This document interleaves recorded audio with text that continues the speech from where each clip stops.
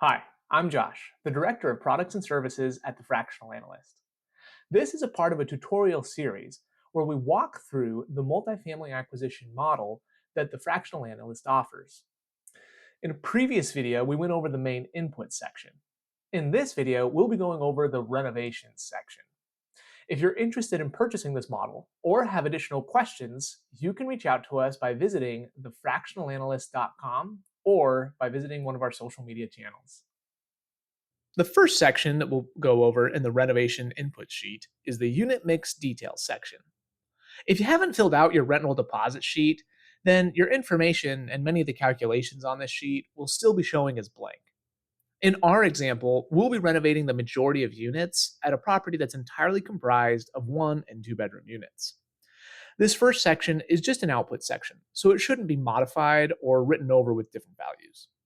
It shows the in-place rents, market rents, market rents for renovated units, the average square footage of each bedroom type, the number of units for each bedroom type, the number of units to be renovated, the current occupancy, and the return for the dollars spent on renovations. To get started with our inputs, we'll select how we will insert our renovation assumptions. Under this renovation project method, you see three options: the unit count, floor plan, and no renovations. The unit count is best for a quick and dirty underwriting. If you're only taking a few minutes on the deal and you don't have many details about the scope and cost of the renovations, this option will be best. If you want to be more precise and you have details about the renovation, then the floor plan option will be a better fit. The next section is the capital costs exterior section. This is where you can add in any costs that aren't inside of a unit, such as capex items or amenities. These expenses can be inserted even if you've selected the no renovations option under the renovation projection method. To start off, insert the item that you will need to renovate, as well as the cost. Then, add in the month in which you'll start and stop renovations. Lastly, you'll see a premium column. If any of your renovations will increase rents at the property, you can input how much rents will increase by because of this change. In our example, these repairs won't be increasing rents, so we'll just leave them at zero. The next section is where we'll drop in our inputs if we've selected the unit count method. As I mentioned, the unit count method is great for a quick, high-level pass at the renovations. This section is set up where you renovate units building by building. To start off, we'll input the cost we will spend for each unit. Our model automatically assumes that you will renovate each unit in a building, but you can override this value and customize how many units you'll renovate per building. In the amount column, you can see the total cost of the renovations that you've inputted. Then, similar to the capital costs exterior section, you can insert the rent premium per unit per month that the renovations have created.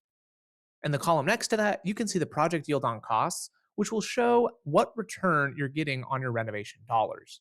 In the last column, you can see the new market rent that is going to be achieved because of the renovations.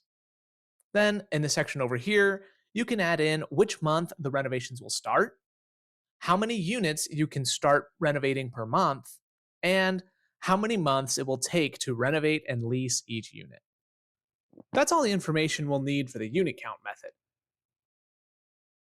Back up at the top, our unit mix details have finished populating. We can also see the month in which renovations will start and the month in which those renovations will finish.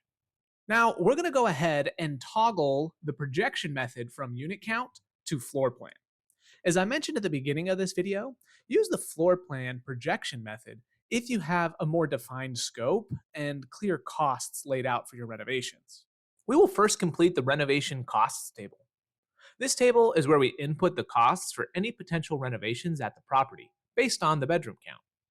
Even if you don't plan to perform these renovations in every unit, you should still input the renovation cost. Next, we'll move on to the project scope table, which outlines up to 4 renovation plans or scopes: bronze, silver, gold, and platinum. Each plan allows you to customize the scope of renovations for each bedroom count. To start, enter the number of months required to complete the renovations for each plan. Next, specify how many units we can start renovating each month and the month in which renovations will begin.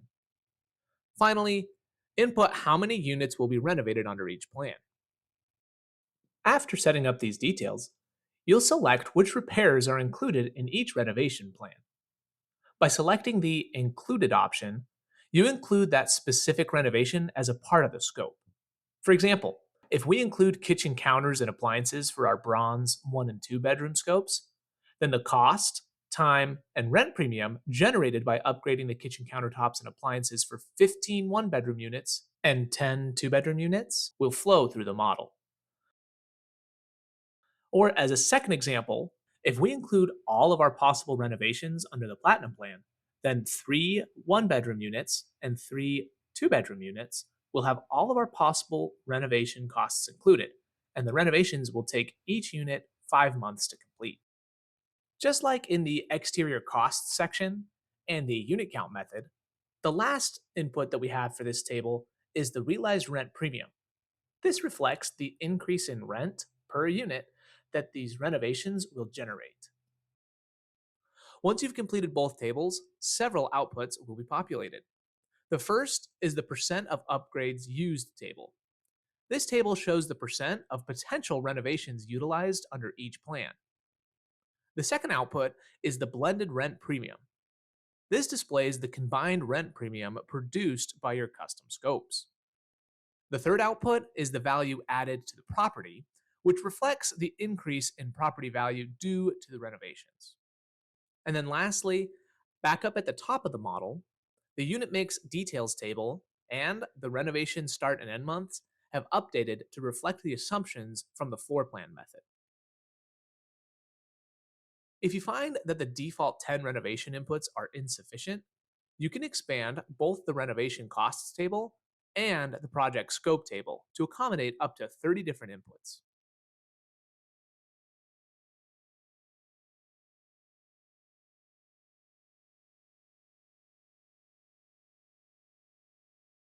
At any point, you can easily toggle the unit renovation project method option between the floor plan method, the unit count method, or no interior renovations, and the entire model will adjust accordingly.